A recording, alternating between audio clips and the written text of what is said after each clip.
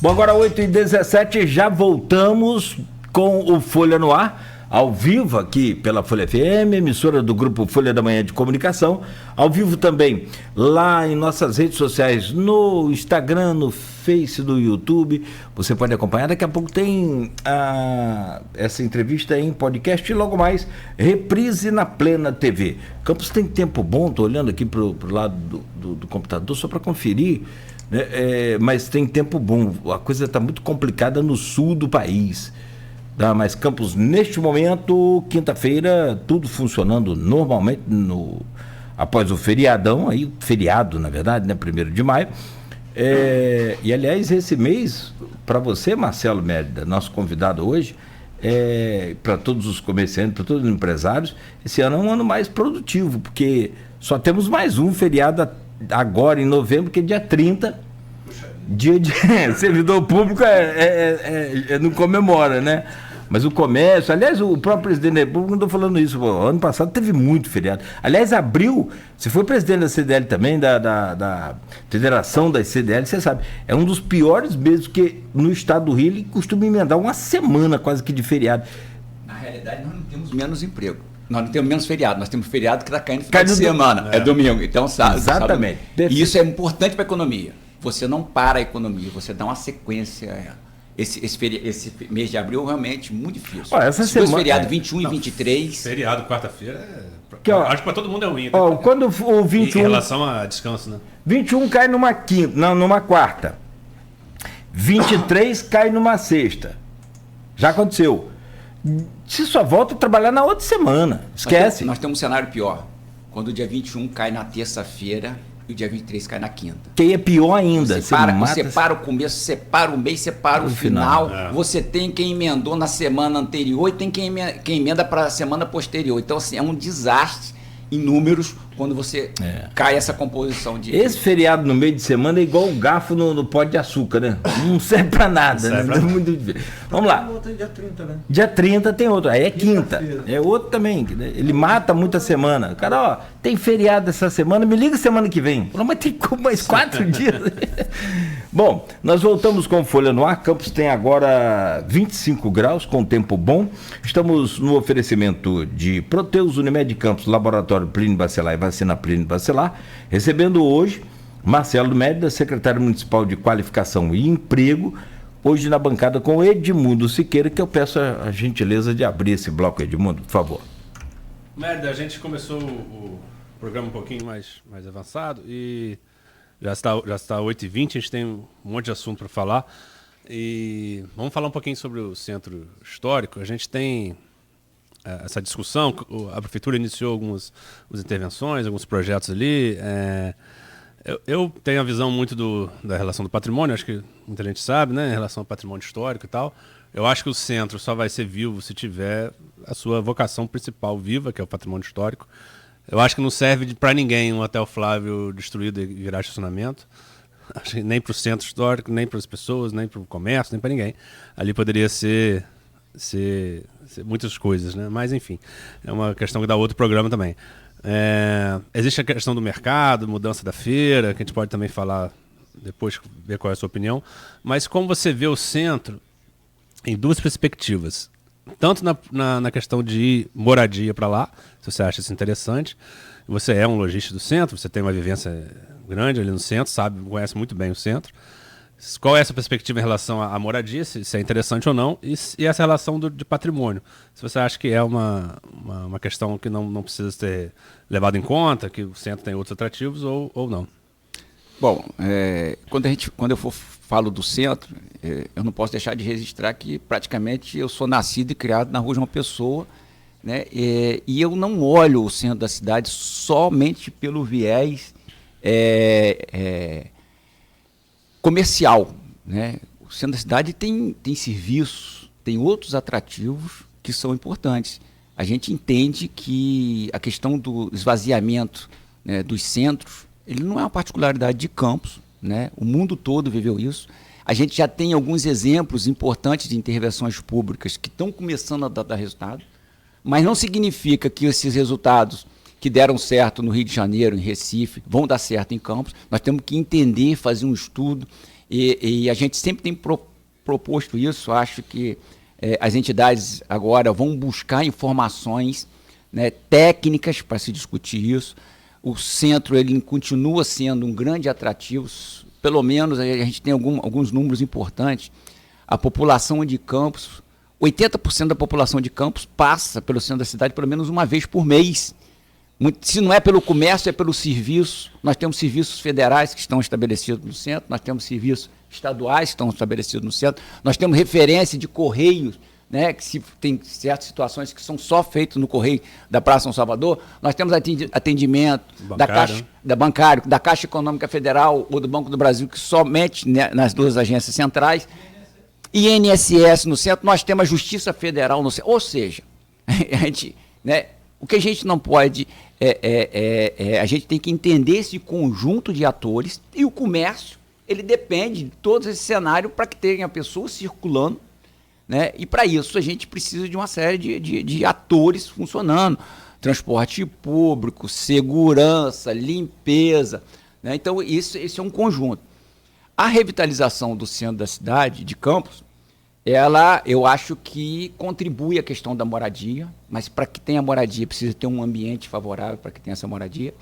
A questão histórica de Campos, ela é importantíssima. Nós estamos falando de uma cidade, né, uma das mais antigas do nosso país, que tem um legado de não só arquitetônico, mas de história para contar. Quem não teve oportunidade ainda de fazer uma visitação turística com um bom guia, faça, porque não perde em nada para outras cidades do nosso município. E nós temos guias, né, que conhecem a história e enriquecem a história. Nós temos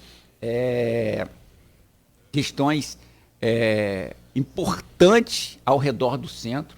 Nós temos o Cais da Lapa, que, além da beleza natural, é rica em história, tem uma série. Então, assim, a gente tem um conjunto de fatores importantes. O que a gente, enquanto cidadão, enquanto sociedade, a gente não tem feito o dever de casa, né, das nossas preservações, e a gente deixa chegar a um ponto em que passa a ser um problema, vamos dizer assim, de perigo para a sociedade. A questão do Hotel Flávio, é lamentável que se chegou onde chegou. Nós tínhamos que ter intervenções anteriores.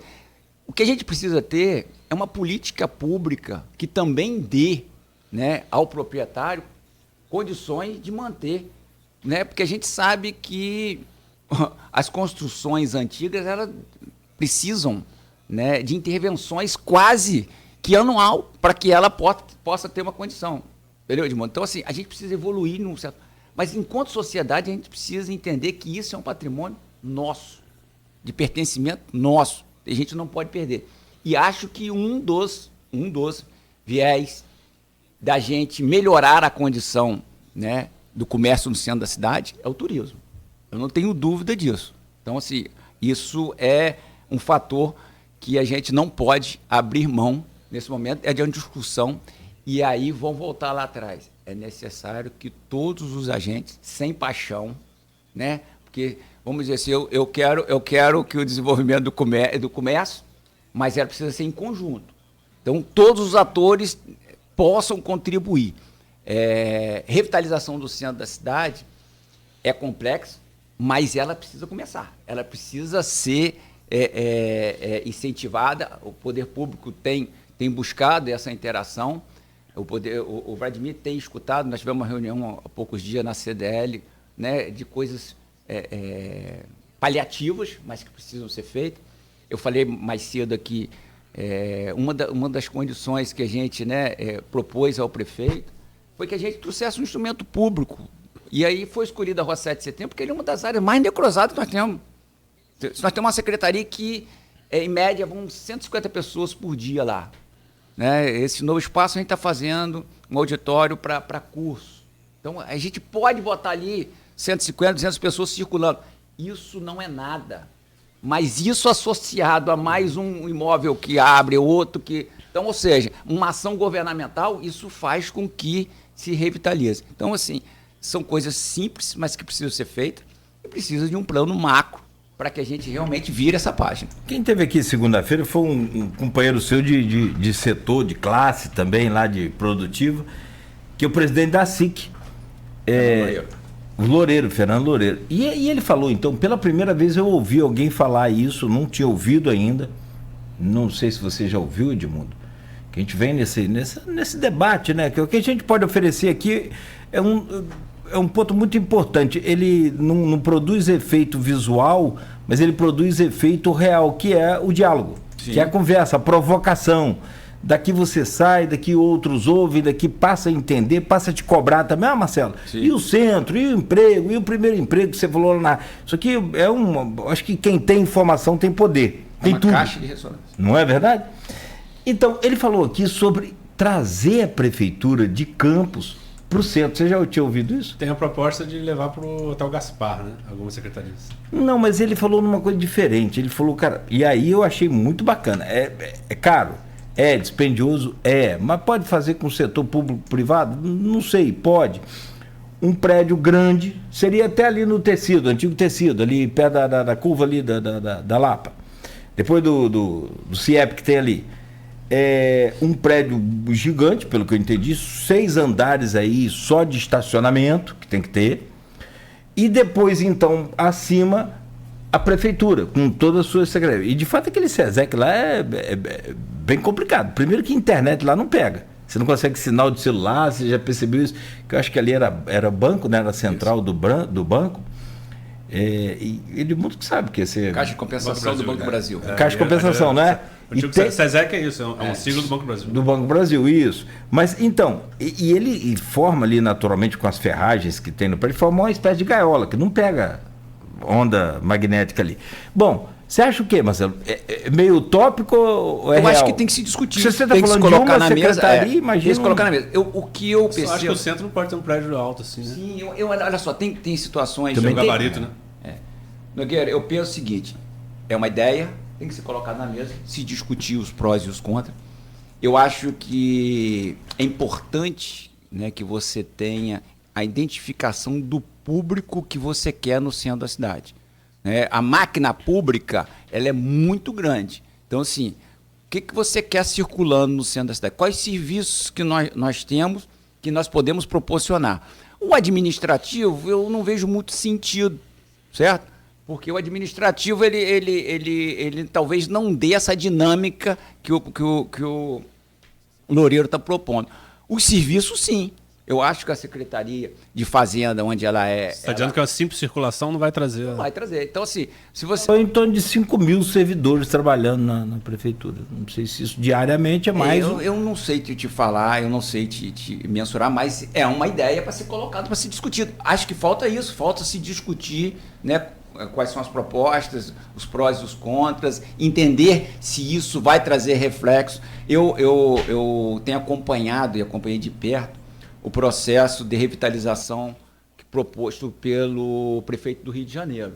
É uma proposta, né, audaciosa. Ele quer trazer a moradia, mas ele está bancando, ele chegou a comprar prédios e depois revender o prédio. Ele fez um cronograma de ação onde o poder público foi um dos elementos importantes. E aí entra vários fatores que são importantes para que a gente possa ter, né, qual o tipo de moradia que a gente quer no centro da cidade, qual é o público que a gente... Esses estudos vão nos mostrar, né, que se isso é viável ou não. Eu acredito que a questão da moradia pode ser um dos ganchos, né, para que a gente possa dar uma mudança cultural para o centro da cidade. A outra é a questão dos serviços. A gente precisa entender como que o poder público pode motivar, né, as empresas de serviços se estabelecerem aqui. Você sabe como está essa questão da fiação, que é passar por baixo do... Pois é, essa é uma questão que envolve hoje uma das concessionárias mais questionáveis do Brasil, que é a da energia elétrica. Então, assim, tudo que se fala hoje de energia elétrica, nós temos maiores dificuldades, muitas dificuldades. Isso seria fundamental. Hoje nós temos uma poluição visual, né? Mas aí, eu volto a dizer, não está só no centro, Se a gente for para outros centros comerciais, hoje na Pilinca você já tem uma poluição visual nos postes. Então, assim, vai se colocando prestadores de serviço nos postes e cada vez mais, e aquele que deixou de prestar serviço, a fiação continua. Ou seja, mas seria fundamental, Edmundo, que a gente tivesse aí, a gente tem já um serviço feito que é para embutir a fiação. Precisa entender e deixar claro agora se isso é viável ou não e se tem a capacidade, né, da concessionária de fazer. Tem um ouvinte aqui que falou sobre a Praça São Salvador, né? Eu acho que o centro acabou perdendo muito do seu charme. O ouvinte falou a palavra charme, eu acho que é isso. Você tinha uma praça histórica, né, arborizada, e foi feito, enfim, para mim muito questionável, mas foi feito um paredão de mármore ali. Até o nosso convidado aqui de terça chamou de túmulos, né? Ali na Praça Salvador. Mas, enfim, a própria Santa Casa Misericórdia, que hoje é um estacionamento também, era um prédio belíssimo. O Banco do Brasil, onde era antes, era um prédio belíssimo. Enfim, nós teríamos no centro, guardado as devidas proporções, como o centro do Rio.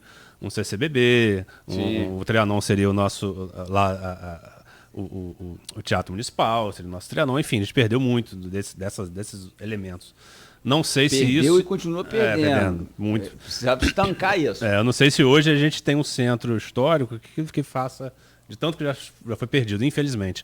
Mas a gente vai falar de política daqui a pouquinho, mas só para... Eu acho que você vai ter uma visão interessante, porque você tem os dois mundos aí muito presentes, o comércio empresarial e o poder público. O que você está achando dessa questão da Olivo Verde? Não sei se você está acompanhando ou não, mas assim, é um prédio privado, né, de uma associação, a empresa faliu, né, o poder público aportar recursos, né, numa empresa não tem muito sentido.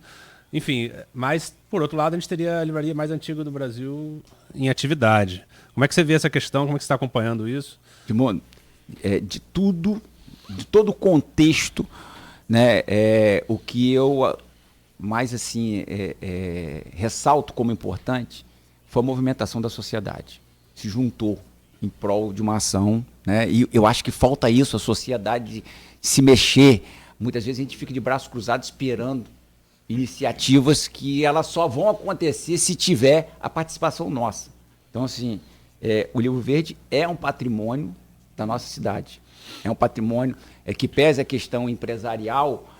Eu não estou aqui para discutir porque eu não conheço, né, a forma como isso chegou a esse ponto.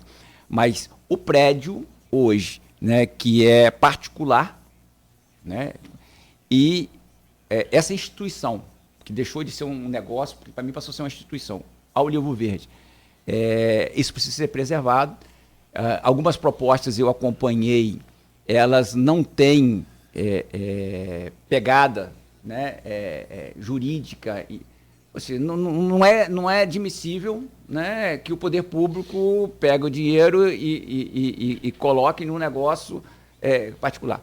Mas é admissível ações do poder público e até recursos para que aquele ambiente seja preservado, né, e que tenha uma história que possa ser transformado em um grande instrumento cultural, histórico. Se a gente trouxer ali o Livro Verde e uma iniciativa que é do Monitor Campista ir para lá também, para voltar à atividade, a gente teria o jornal mais antigo do Brasil, acho que o primeiro ou o segundo, somado a livraria mais antiga do Brasil. Isso gera turismo, isso gera tantas outras coisas. Isso gera informação, isso gera conceito. O turismo nada mais é do que produto. Sim. Muitas vezes as pessoas falam do turismo em Campos, mas a gente precisa entender que o turismo é um produto que precisa ser colocado na prateleira. Quantos de nós já saiu daqui e já investiu altos valores para fazer turismo, seja no Brasil ou fora? Exatamente. E quando você chega lá, fala assim, mas isso eu tenho na minha cidade. Não. Mas isso Então, é o produto que é colocado.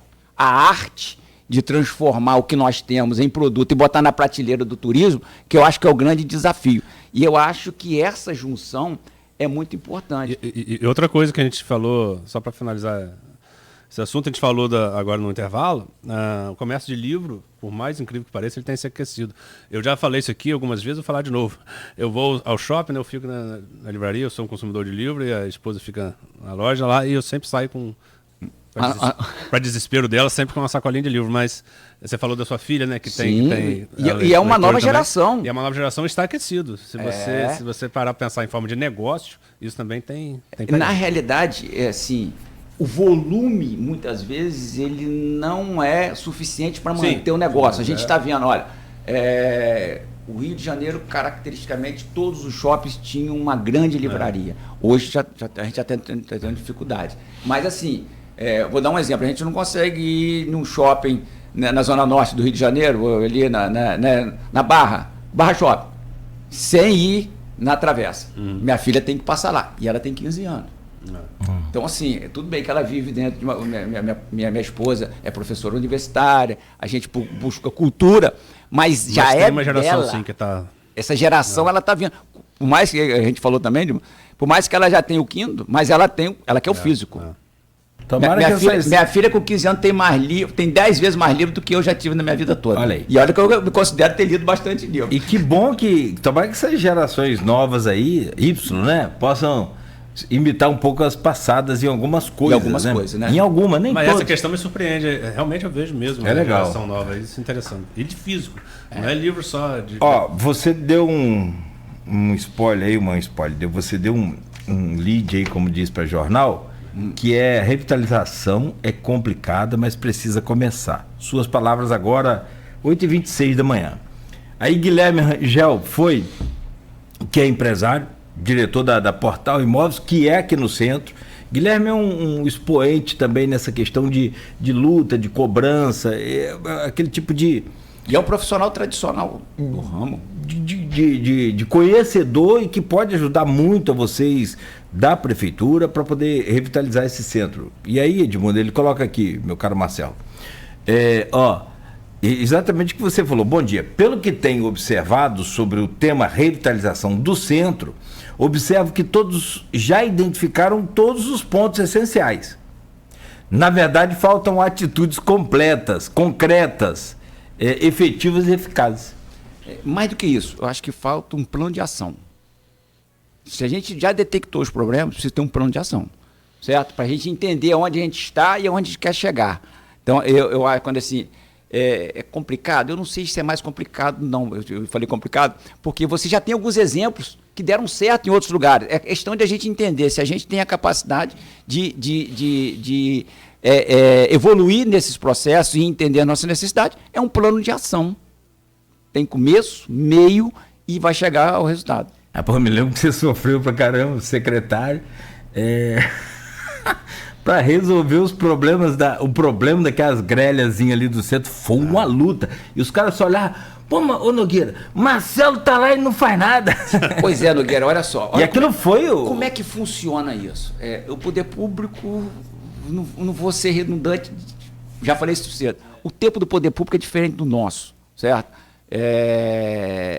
Na Secretaria de Desenvolvimento Econômico, é difícil, por ser político, entender que pequenas ações podem transformar.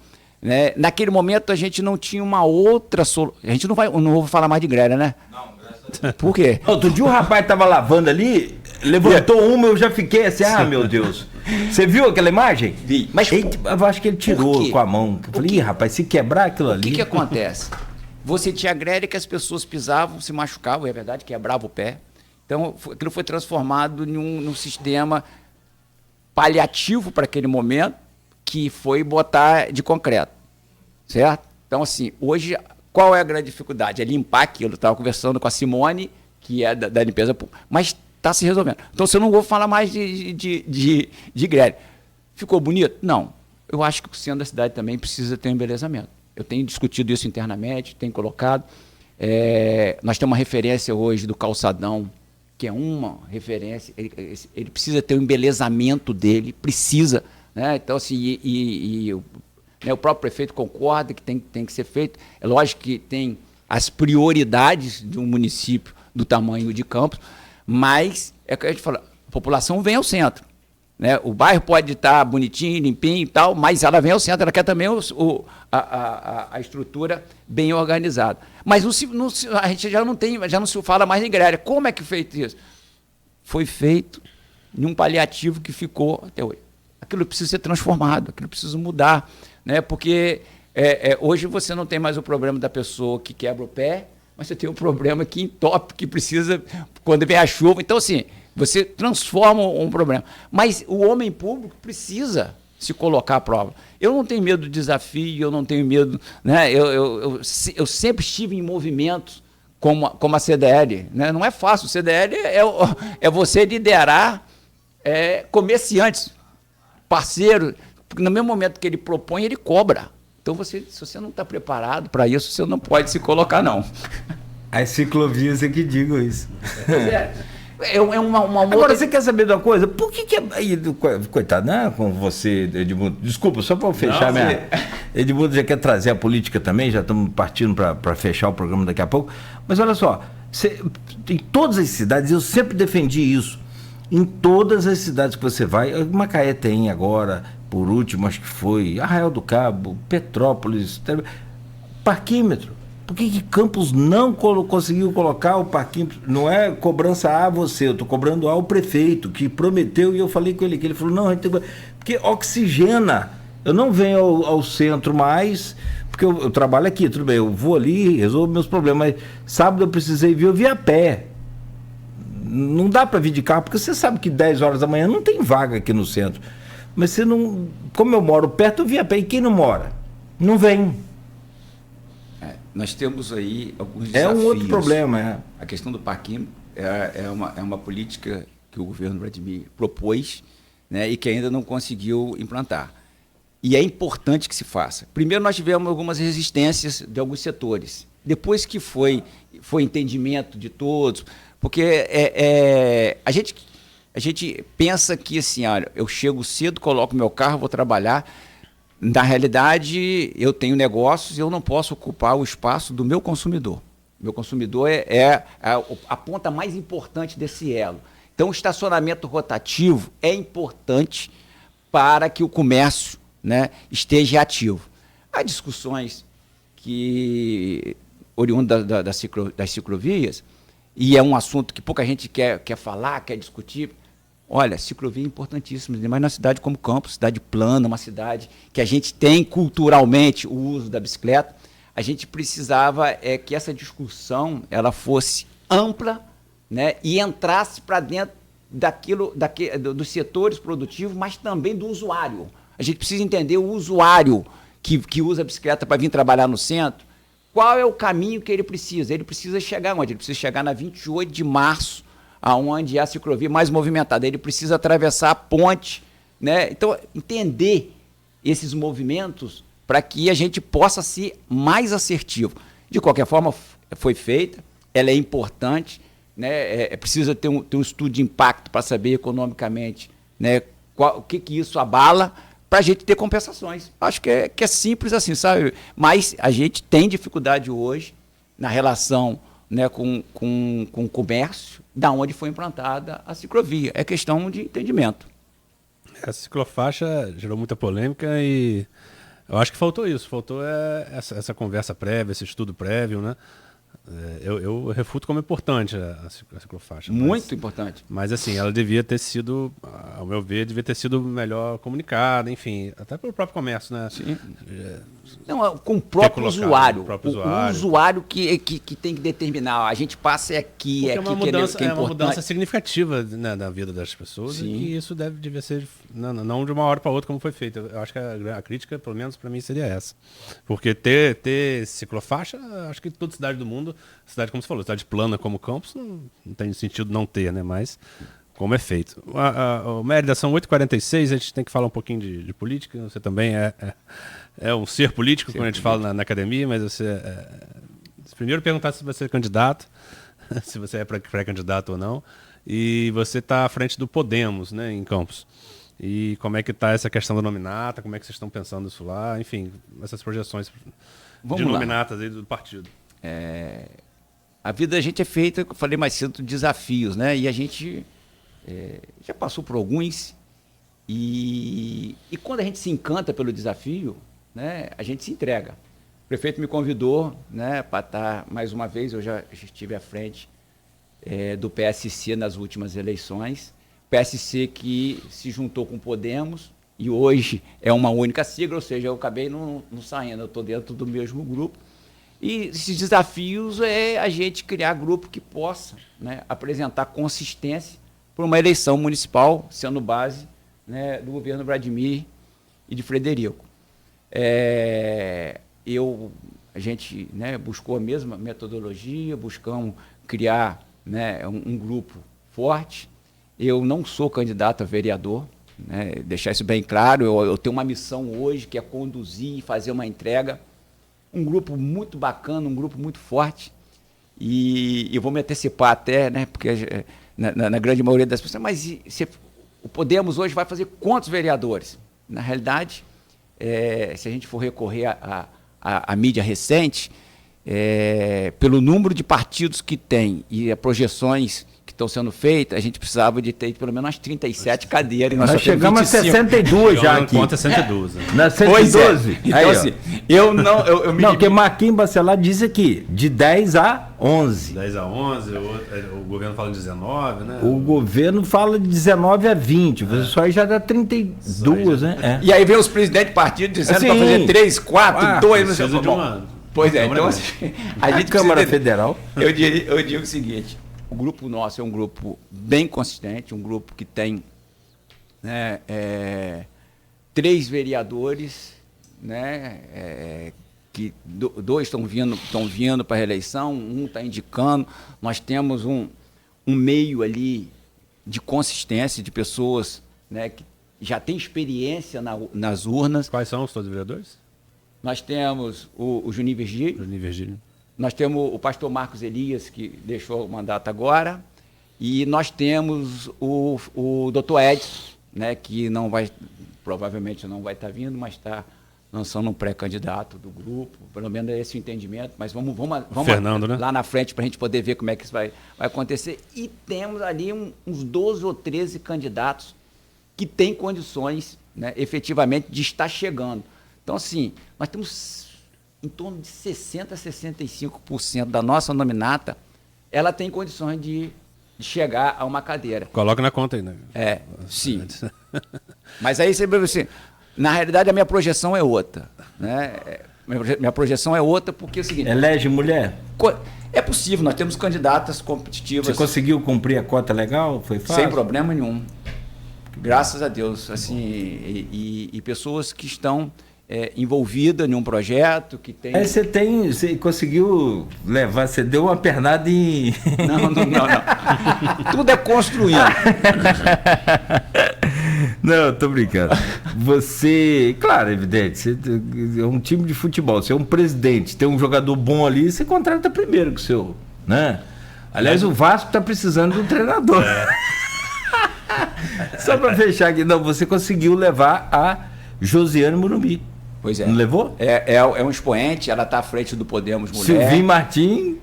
Meu companheiro, danado. Entendedor. E olha que nessa disputa aí, eu tenho o Silvinho como boa referência de conhecimento. Sim. Mas assim, de legenda, de nominata, que é o negócio complicado. Pegando esse gancho aí, eu acho que o presidente de partidos, como temos um aqui, deve trabalhar não só para cumprir a cota que é de gênero, não é de mulher, é de gênero, né? Pode ser homem, porque nós temos uma sociedade que é uma minoria, mas é de gênero, podia ser o contrário.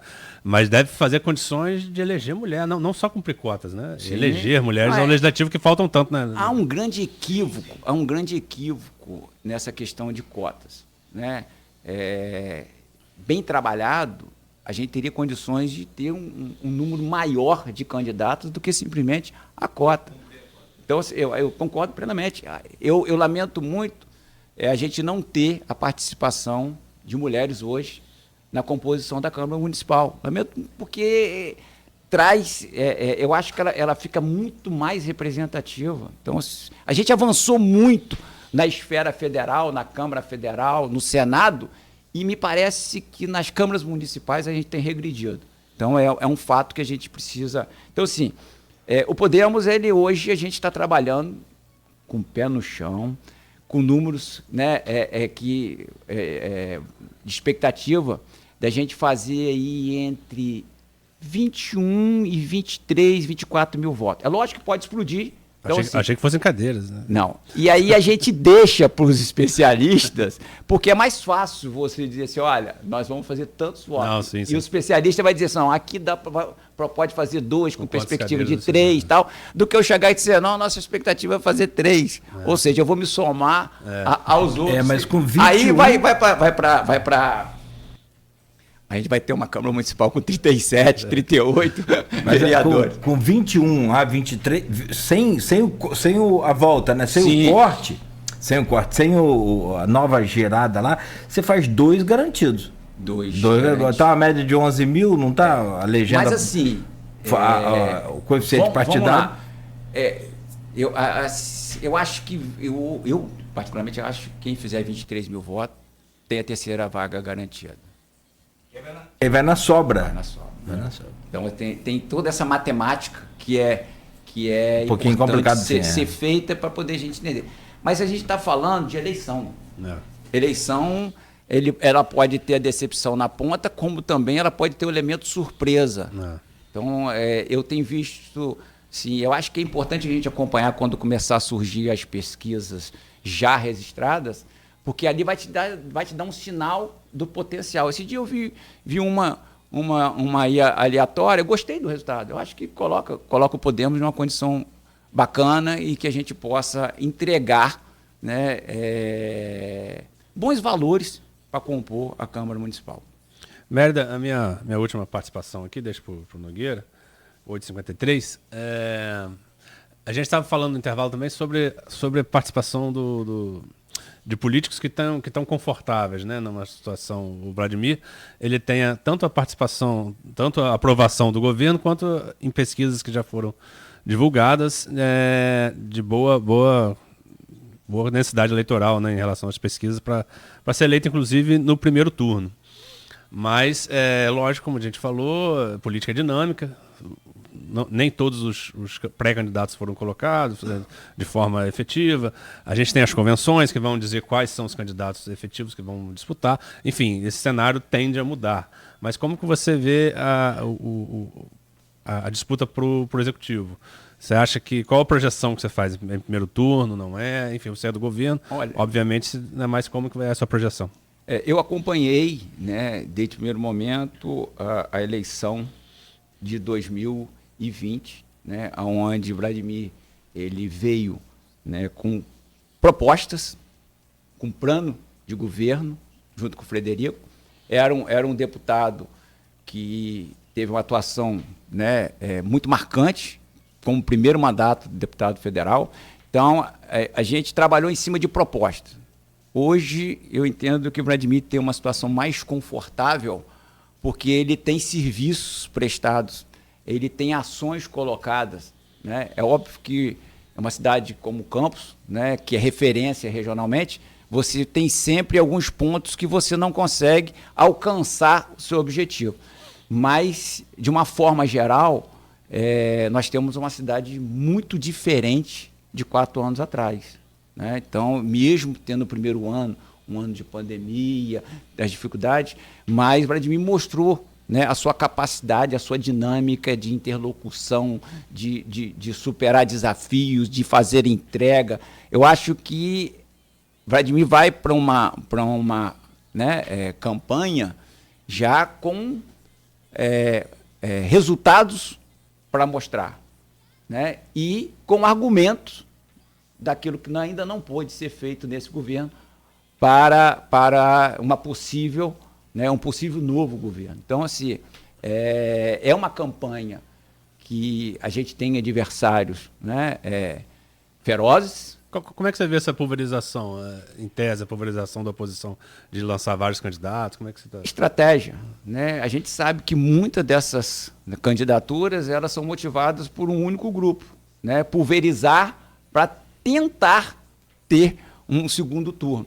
E, assim, a gente tem, de fato, né, olhando, você tem uma candidatura do Vladimir, você tem uma candidatura, né, do PT, né, uma ou outra candidatura, o restante é um grupo, né, que busca ter a pulverização.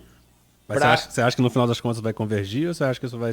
Olha, está cedo ainda para a gente poder fazer qualquer tipo de análise. Está colocado os nomes, a gente precisa entender quais nomes vão chegar efetivamente, né, nas convenções para disputar. O fato é que hoje o Vladimir e o Frederico, eles têm assim, o que mostrar numa campanha, né, e também dialogar com a população. Uma situação muito mais, não vou dizer confortável, né, mas com um card de ações já efetuadas e daquilo que não foi feito e que pode ser feito, associado a outras coisas que surgiram, né? A cidade já não é a mesma de 4 anos passados e as demandas já não são as mesmas. Então a gente está vivendo uma outra época. É uma eleição que, por incrível que pareça, né, ela vai ser muito diferente da última, né, porque a última ela não foi à rua, ela não teve o movimento de rua. E se a gente for falar há 8 anos passados, o mundo já é totalmente diferente. Então a gente não sabe ainda como é que vai ser esse comportamento de rua. O fato é que quem tiver, né, argumentos e fatos sai na frente numa disputa como essa. E acho que a equipe de Vladimir está bem preparada para isso. Tem um desgaste, né, Marcelo? Também, né? Que todo é natural. Poder, todo poder dá esse... Mas assim, a gente está vendo algumas sinalizações de pesquisa, né, que mostram um cenário mais favorável do que 4 anos passados. Isso mostra são os serviços que foram colocados e das realizações feitas. Muitas vezes, até as realizações trazem desgaste, né? Sim. Então, mas isso é uma composição. Eu reputo a Vladimir. Isso é igual o cara quando é secretário. Desculpa interromper. É igual o cara quando é secretário. Se asfalta a rua dele, se calça, se pinta, se limpa, porque só está limpando a rua do secretário, asfaltando, pintando. Se nós vai lá, nem a rua do secretário, o cara tem competência. Mas isso é fato, isso acontece. Então a gente precisa entender isso. O que eu reputo aí é a questão da gente ter uma eleição que ela precisa se ater, né? E acho que isso é muito importante para o crescimento, né, da sociedade e do eleitorado, precisa se ater a propostas, precisa se ater, né, a questões que a gente possa ver o município crescer. Eu fico muito preocupado quando a gente não tem um processo eleitoral que as discussões não são do coletivo, sim do individual. Então, é isso que eu torço, né, para que os pares que vão disputar essas eleições, elas possam colocar de forma clara e objetiva. Eu até escrevi sobre isso. A eleição passada foi em torno da rejeição, essa eleição em torno da aprovação. Por quê? Porque lá se discutia se a rejeição e qual o impacto que teria, agora a aprovação do governo, se é o bastante para eleger, enfim, a gente mudou a perspectiva de rejeição para aprovação, mas são dois desafios igualmente difíceis, né, porque se a aprovação, você achar que você está com aprovação alta e tudo está resolvido, a tendência é você... Eu acho que o Vladimir, mesmo com a pouca idade que ele tem, é experiente o suficiente para entender que eleição vai até o último dia, né? Então eu vejo, né, não só no Vladimir, mas no Frederico, que também tem um viés de iniciativa privada, de atento, de um radar muito ligado, que eles vão, e o grupo vai estar, né, bem atento a isso, de forma a entregar os serviços, as ações, as realizações que foram feitas nesses últimos 3 anos e 5 meses, não é isso? Estamos indo para maio? Quinto está começando agora. Com certeza. E assim, a gente procura, enquanto secretário, enquanto cargo de confiança, né, também, né, está motivando, prospectando, mas mais do que isso, né, alertando e colocando quais são os cenários para que a gente possa ter, né, a melhor condição. Marcelo, agradecer você sempre, né, pela presença. Dê um abraço lá em Dona Simone, as crianças lá também. Marcelo também tem. Você tem 3 hoje, né? 3. São 3. 2 gêmeos, um menino e uma menina. Né, Marcelo e Sofia. Marcelo e Sofia. E né, desejar a você aí sempre boa sorte e sucesso para você, que é meio que chover no molhado, mas a gente deseja assim mesmo. Obrigado por hoje, amigo. Obrigado, Cláudio. Obrigado, Edmundo, Beto. Dizer que é sempre um prazer, uma alegria poder estar aqui com vocês, né, nesse programa que tem uma audiência, que eu sou ouvinte. A gente entra no carro, liga ali, já vai automático ali, o Nogueira falando, meu conterrâneo de Talva, e todas Garoto as informações. Garoto e tal. Todas as informações. Calma, Edmundo. Parabenizar o grupo e dizer que a gente está sempre à disposição e que em breve nós vamos estar aqui sendo vizinho aqui do Grupo Folha, aqui na Rua 7 de Setembro, aqui a Secretaria de Qualificação. Pertinho, boa, muito boa. Não, e é bom e a gente anunciar isso. Aliás, eu copiei lá no stream nosso do Face. Sim. Tem mais comentário aqui, mas cadê? Tá ali a página o nome certinho é Campus. Deixa eu clicar aqui de novo aqui que eu já saí dela. Campus Qualificação de Emprego. É isso? Qualificação de Emprego, Campus Qualificação e Emprego. Lá no Instagram. Tem muita dica ali, rapaz. Tem muita coisa aí, Edmundo. Ó, Feira da Oportunidade. Tem aqui, ó, estamos contratando. Depoimento que foi contratado. Líder eu achei legal aqui que você mandou botar, cara. Você combinou? Não. Coitado, vascaíno não. Aqui conseguiu emprego, cara. Marcelo é vascaíno, Edmundo. Nogueira, aproveitar, né? Aqui, ó, tá aqui, ó. Contratado Luiz Alberto dos Santos. Tadinho. Parabéns, foi contratado. Através da Secretaria de Qualificação e Emprego, conquistou sua colocação no mercado de trabalho na função de auxiliar de loja. Né? Mas assim, tem outros, estamos contratando aqui, só entrar, para o pessoal que fica muito na rede social hoje, clica aí que você vai achar. Seja pela rede social, seja pelo site da Prefeitura ou da Qualificação e Emprego, você tem acesso a todos os links para cadastrar seu currículo, para se colocar como candidato a fazer curso, assim como as empresas também hoje botam ali as suas necessidades. Então, assim, a informática, a tecnologia, né, ajudando a gente a conduzir esse processo. E tem o 98175 0085. Edmundo, obrigado por hoje, amigo. Amanhã estaremos juntos aqui nessa bancada conversando com Elinho Anomal. Elinho Anomal é pré-candidato a prefeito de Campos pelo PT, que ainda tem o nome de Carla Machado, também ainda sendo de pé, esse nome ainda falta uma consulta ao TSE, o nome de Carla Machado, e tem ainda o nome de Jefferson de Azevedo, nosso querido Jefinho do IFE. Ok, Edmundo? Obrigado por hoje. Isso. Estaremos aqui amanhã. Amanhã estamos aqui com Elinho Anomal, conversar um pouco sobre essa questão do PT, como é que tá isso, a própria lançamento do Plano Safra, né, em Campos, pela presença do Lula, né, a gente vai confirmar essas informações. Elinho também tem uma participação sindical grande, né, enfim, nessa semana aí do trabalho, do trabalhador, né, a gente pode conversar também. Obrigado, Nogueira, obrigado nosso convidado Marcelo Mérida. É uma pasta desafiante aí, mas ele está com toda a capacidade de conduzir bem. Obrigado pela presença.